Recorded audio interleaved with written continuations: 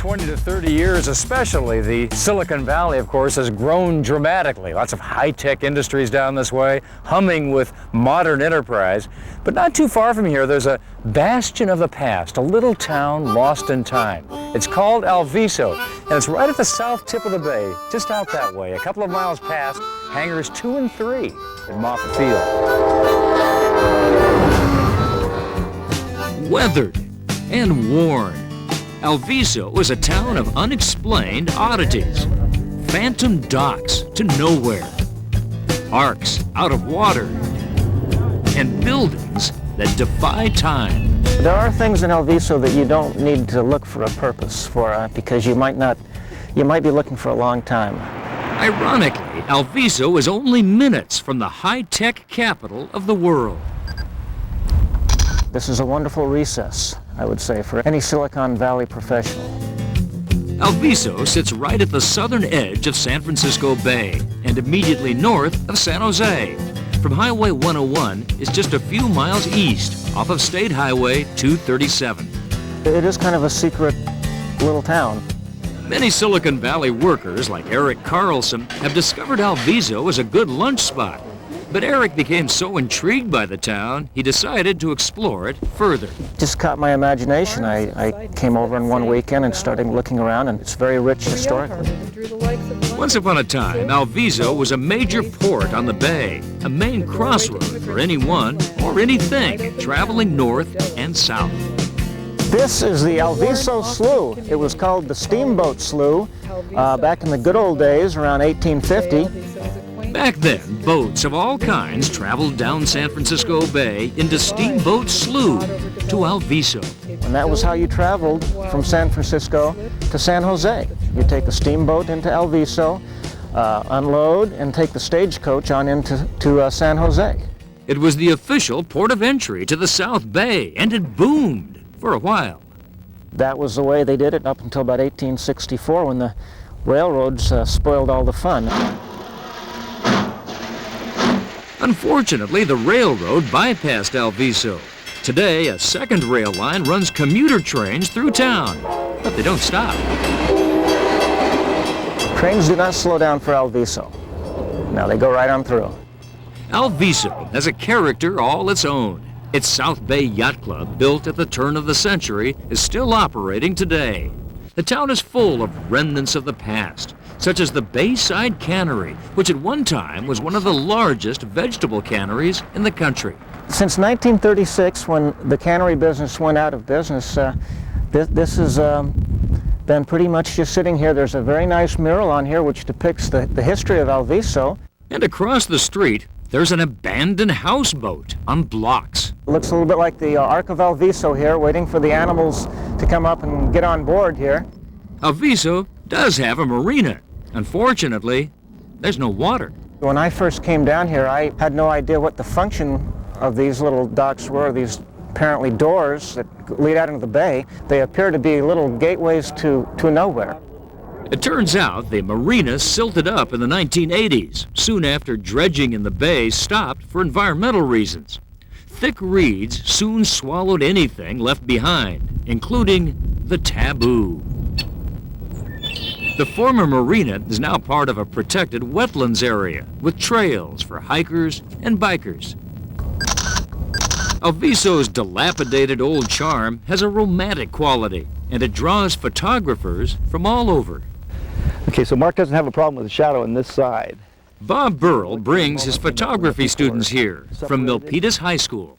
Alviso is really attracted a lot of people in the arts because of the fact that it has a uniqueness to it, which is itself. It has a time and a place.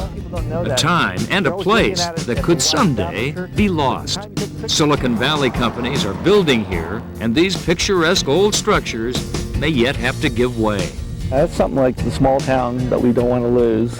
I think we need a place like that. You need a haunt that you can go to once in a while, and it's a hard thing to find. Authors Robert Burrill and Lynn Rogers are proud to announce the release of their new book from Arcadia Publishing, Alviso, San Jose.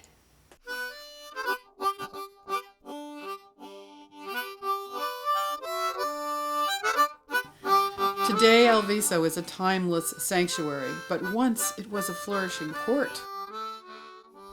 From an Ohlone estuary and sea of mustard grass, it became a mission dock, a busy shipping port, then a train stop to the sunken town of Drawbridge.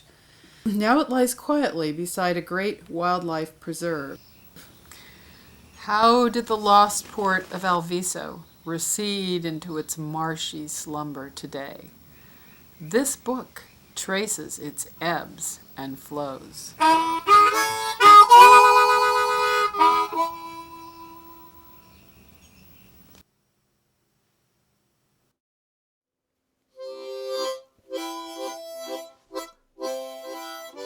And co-authors Robert Burrill and Lynn Rogers, who were raised in Silicon Valley, bring to life the diverse history of the small town of Alviso in their book, Alviso San Jose, which hits the bookstores on Monday.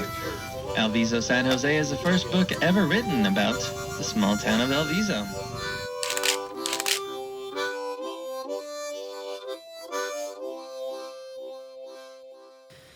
Alviso's watery saga begins along the south shore of the San Francisco Bay.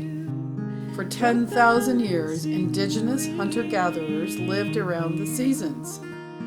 18th century Spaniards established California missions and colonized these coast people. In 1776, fearing English and Russian incursions, Spain sent a colonizing party under De Anza into Alta California.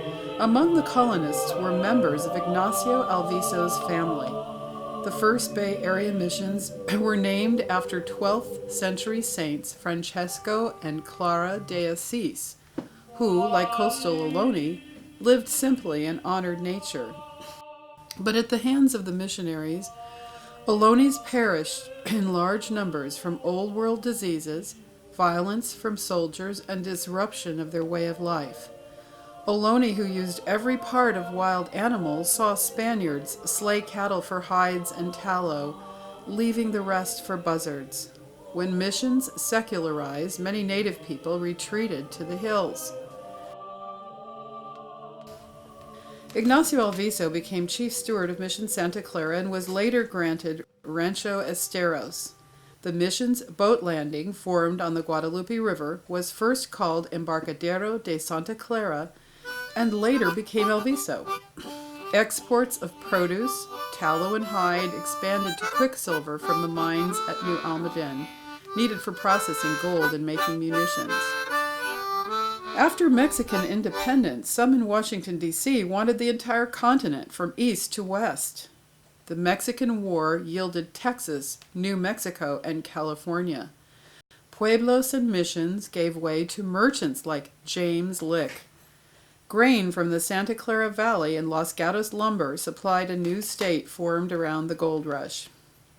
Alviso was the last stop on the steamboat line from San Francisco and the port entrance to San Jose, which for a short time was the state capital. Founded in 1845 and incorporated in 1852, Alviso was later touted by promoters as the new Chicago of the far west.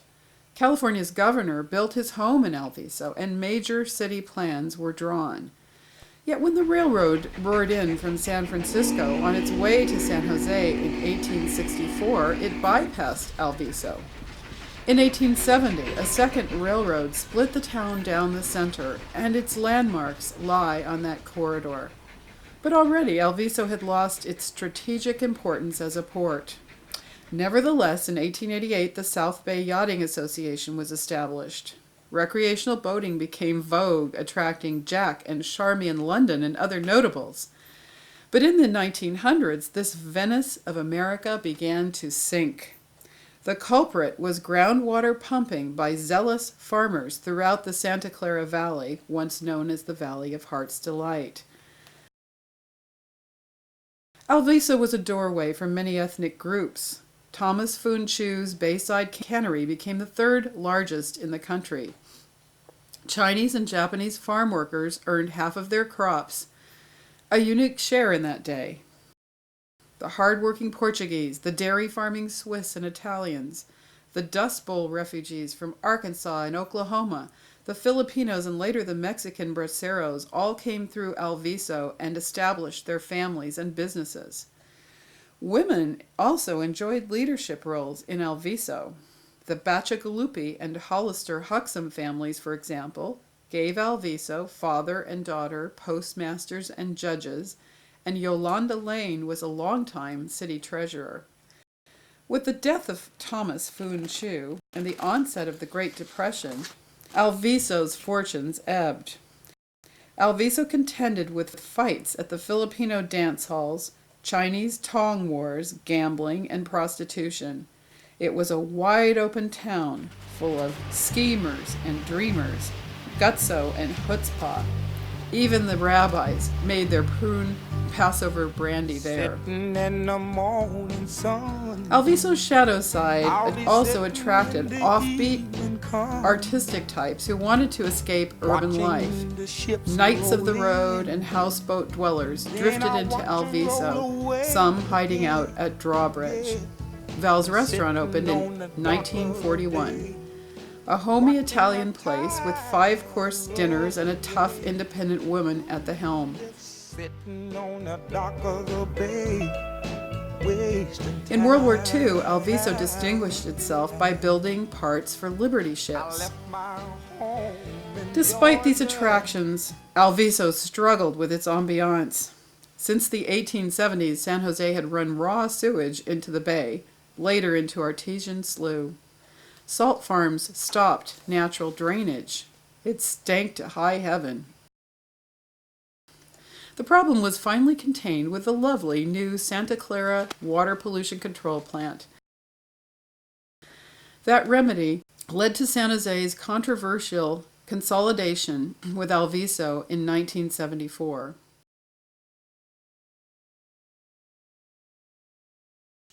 Real hope rose for Alviso and the birds of the Western Hemisphere with the Don Edwards Nature Preservation Bill begun in 1968. This preserve is helping cleanse the bay and protect creatures of land, sea, and air. Alviso also offers sanctuary for those who want out of the Bay Area's suburban sprawl. It is a district progress forgot, a sinking Atlantis, a Camelot, receding into the mists of California's history. From the planned deepwater port and channel to San Jose, to Henry Kaiser's flying boats that never lifted aloft, Alviso's commerce did not manifest. It was beset with wastes of various sorts, shunted its way by big urban neighbors. Yet because it did not overdevelop, it is not paved over with fast food restaurants, car dealers, and McMansions. Alviso's unique beauty and independence have survived.